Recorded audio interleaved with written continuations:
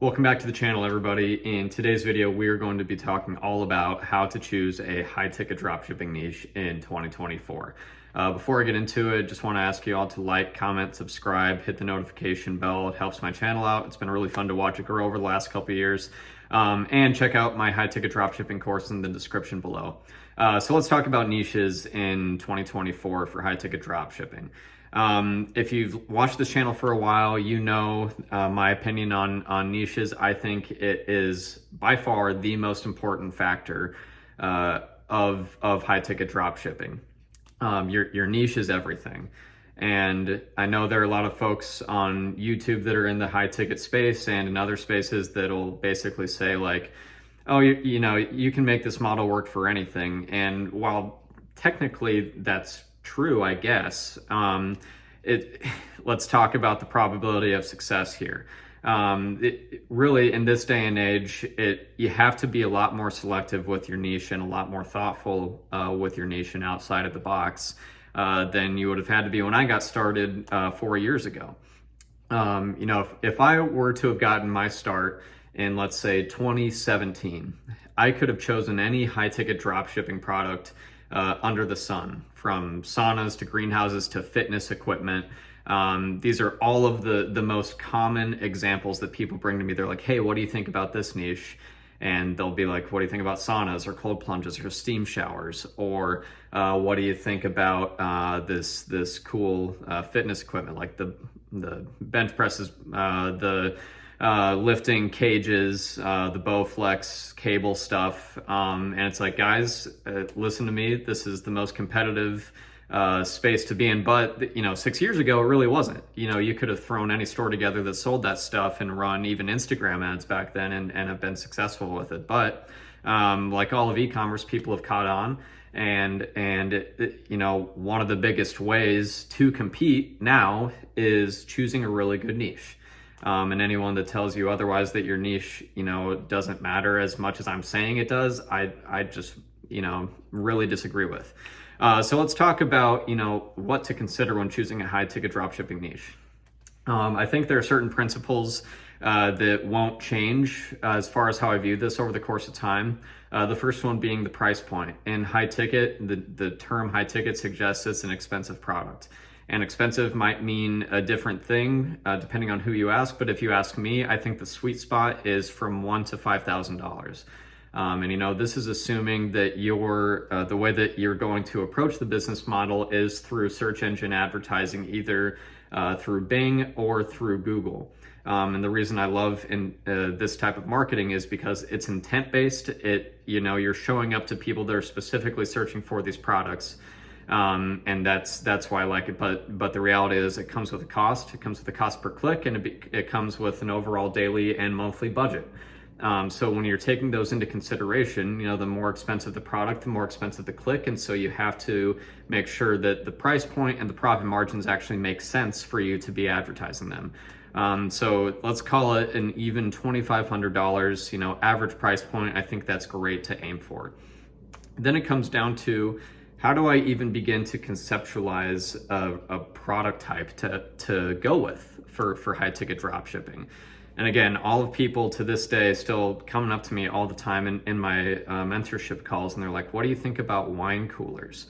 Or what do you think about arcade equipment? Or what do you think about saunas? Or what do you think about hot tubs or cold plunges or exercise equipment? And again, not to be redundant, I'm like, you're going to be wasting your time. You're going to be wasting your money.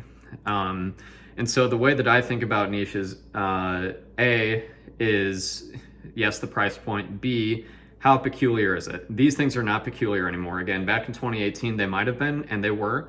But in today's day and age, everybody knows about these niches, and I think you should avoid them like the plague. So then let's talk about peculiar. It's hard to just like randomly think of something that's peculiar. You know, what I always tell people that are in my program, I liken it to going down a YouTube rabbit hole. When I go onto YouTube and I have the intent to watch, let's say, LeBron 2018 finals highlights, and I might end up watching, some of his dunk highlights from the 2018 finals. But then in the recommended videos below, I'll come across something. It's like a World War II documentary or like a Cold War documentary. Then I'll end up watching that for a while. But then that'll lead me to Joe Rogan talking about UFOs and the Cold War. And then that will lead me to something about Bob Lazar. So basically, I end up watching something totally unrelated than what I started with. And so I think the same thing can be said for how you actually search out high-ticket dropshipping products. You really just need kind of one initial spark of an idea to set you off. The example that I always use on my channel is water pumps. I think it's just an easy one to use. There's a whole bunch of different types of them. There's different industries that use water pumps, whether it's for your home, whether it's for like a body of water, whether it's for like sewage, commercial use, or even like governmental use. There's all sorts of types of pumps, just water pumps. And so I always say, just look at a pump website, just using pumps as an example. I'll go to a competitor website and just see everything that they're selling. And then it might lead me to, oh, this is a related product to pumps that they sell on their website that's also in this price range that I've never even heard of. Let me check out that product.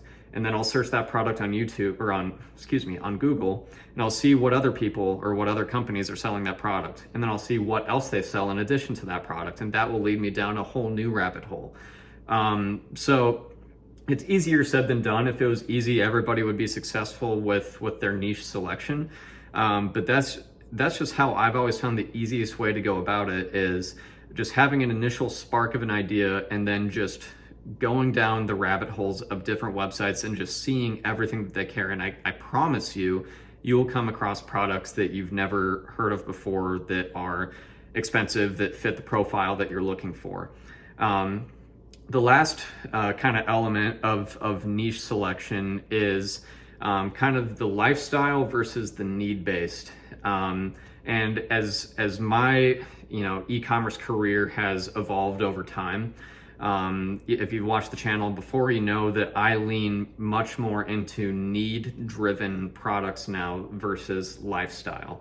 And let me tell you a couple reasons why.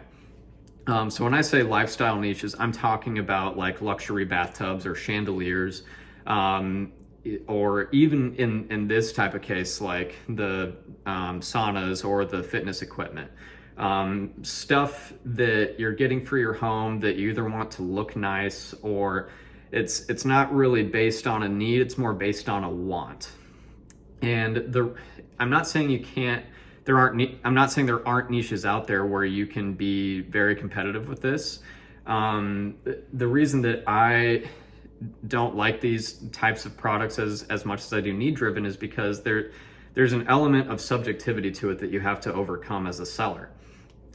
So let's just take like the chandeliers, for example. If someone's shopping for a chandelier, nobody needs a chandelier. They want it because they want it to look nice for their home. And as they're looking for it, they're going to be comparing yours. They're going to be comparing a bunch of other competitors' chandeliers. And there's an element of subjectivity where, let's say it's a husband and a wife searching for it. They're going to be like, maybe this wouldn't look great with the beige wall that we have in this room. But these guys have a bigger and a better and maybe less expensive chandelier that would go well with the beige. And so it just leads to this constant like perusing around trying to find the perfect one.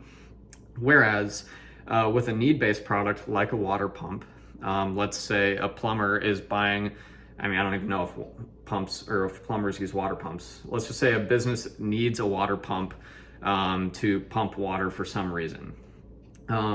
They know the amount of water that they need to move, like the gallons per hour they know the horsepower that they need, and they know the electrical requirements that they need for it. So basically, as long as your product fits those specs, they don't care what it looks like. They're not buying it for their house to look nice. They're buying it to perform a job. And so it removes this whole element of indecisive subjectivity to where they're just, as long as it's a reasonable price and it performs the job, it fits the specs that they're looking for, oftentimes they'll just buy it. And so that's really like why I lean into need-driven products versus lifestyle. And the thing with need-based product is it often lends itself to B2B business or sales. I think the perfect place to be is kind of a mix of both B2C and B2B. And again, for those that are new, meaning business to business or business to consumer. I think having a mix, a product where it serves both of those customer demographics is a great place to be. But I've always really liked B2B because it leads to bigger sales. They have bigger budgets to work with, and often they have to buy more than one of something. And if you're working with like a local contractor that installs certain things like pumps or like utilities or something along those lines that you sell, they'll develop, long-lasting relationships with you where they'll continue to buy from you. If they have a good experience and they can get maybe like a reasonable discount from you, they'll just continue to come back and be repeat buyers. So that's, in my opinion, that's where the real, ongoing revenue really lies in this, is need-based products for businesses or for consumers, because if they find what they're looking for, especially if it's the brand and it fits the specs that they need for the job to perform, then they'll end up just buying it. Whether it's a business or whether it's, just a consumer, a private residence like myself. So I think I'll cut that video there. Again, I think your niche in 2024 is everything in any e-commerce model, especially in high ticket dropshipping. Again, please check out my course. And if you're still watching at this point, I really appreciate it. But my course and my mentorship program does dive very deep into choosing a good niche, and I'll work kind of hand in hand with you as you choose yours. So until next time, I'll see you in the next video.